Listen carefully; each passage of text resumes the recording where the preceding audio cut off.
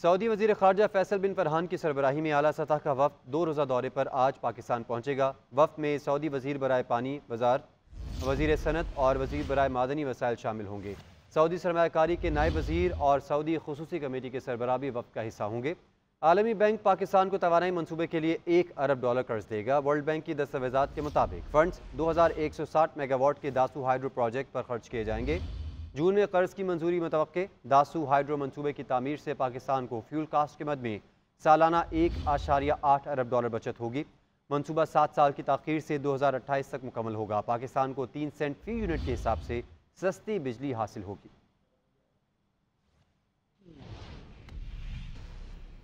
خبروں کے سلسلے کو آگے بڑھاتے ہیں۔ آپ کو بتائیں chairman peoples party Bilawal Bhutto Zardari کہتے ہیں کچھ سیاستدان اپنی انا کے لیے عوام اور ملک کی قسمت سے کھیلتے ہیں، دھاندلی کا بہانہ بنا کر معاشی اور سیاسی عدم استحکام لانا چاہتے ہیں۔ وہ ملک میں PNA پارٹ 2 لانا چاہتے ہیں۔ سب سیاسی قوتوں سے اپیل کرتا ہوں ہوش کے ناخن لیں، دھرنا کھیلنے کے بجائے میز پر بات کریں۔ گڑھی خدا بخش میں ذوالفقار علی بھٹو کی برسی کی مناسبت سے جلسے سے خطاب کرتے ہوئے کہا تمام سیاستدانوں کو میثاق مفاہمت پر بات کرنی چاہیے۔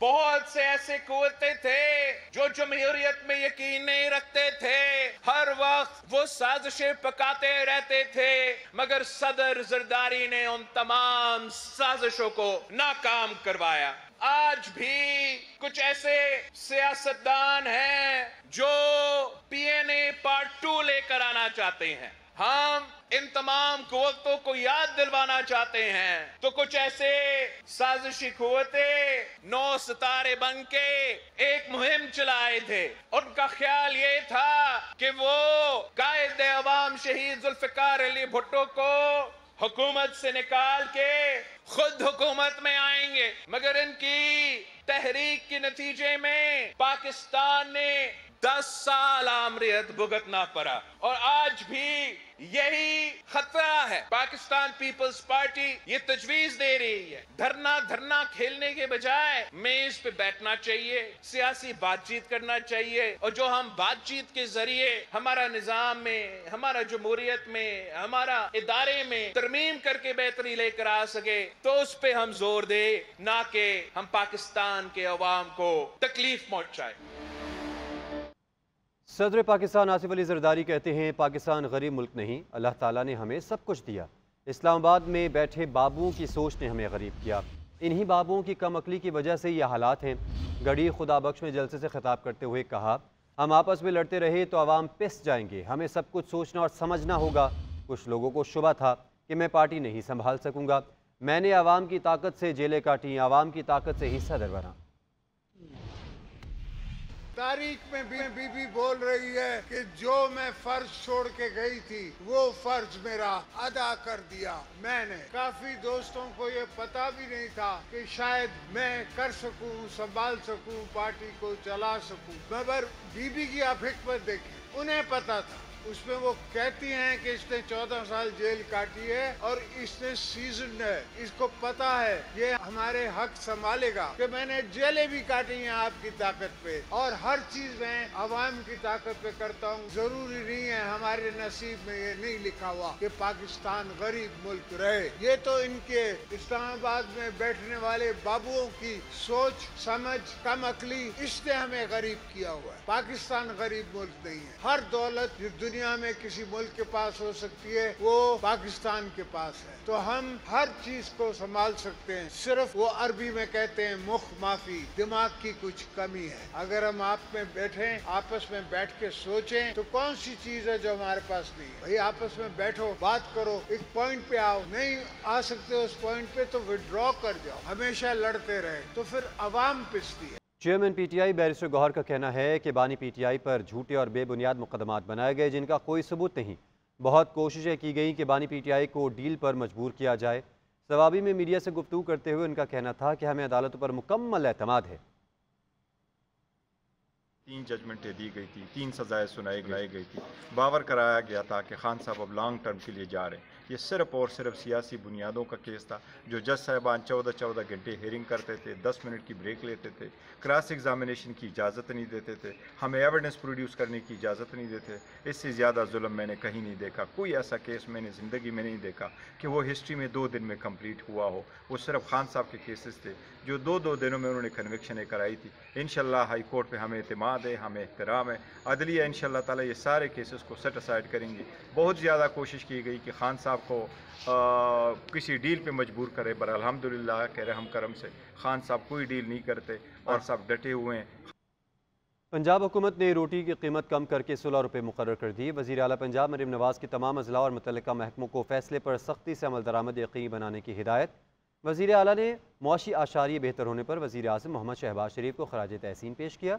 तफसीलात बता रहे हैं सरफराज अहमद अपनी रिपोर्ट में।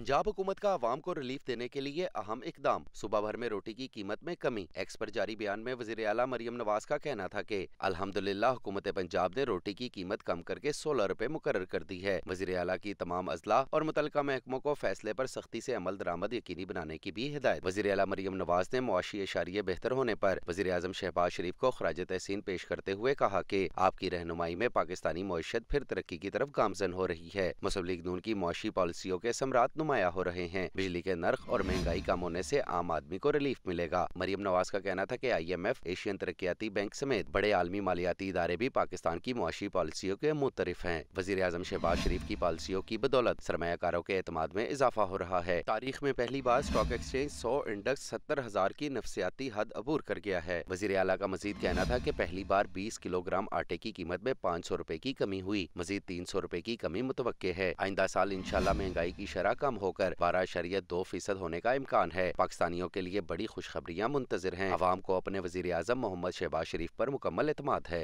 आपको बताएं, सस्ती सवारी या फिर ख्वारी। Islamabad Rawalpindi metro bus service के मुसाफिर रुल गए। आए रोज़ टिकट्स दस्तियाब न होने के बायस मुसाफिरों को घंटों बस स्टॉप पर इंतजार करना पड़ रहा है। तफसीलात जानते हैं हमारे नुमाइंदे इकरामुल्लाह जोया से।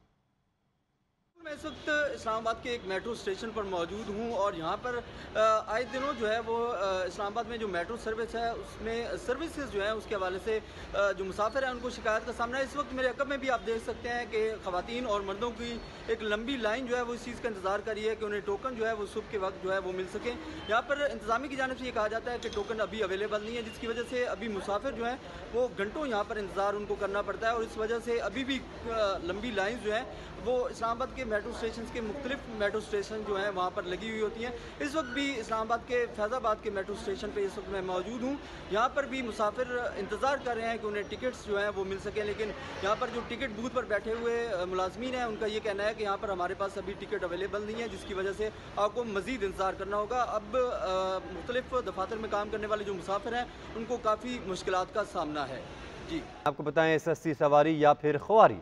Islamabad Rawalpindi metro bus service के मुसाफिर रुल गए। आए रोज़ टिकट्स दस्तियाब न होने के बायस मुसाफिरों को घंटों बस स्टॉप पर इंतजार करना पड़ रहा है। तफसीलात जानते हैं हमारे नुमाइंदे इकरामुल्लाह जोया से।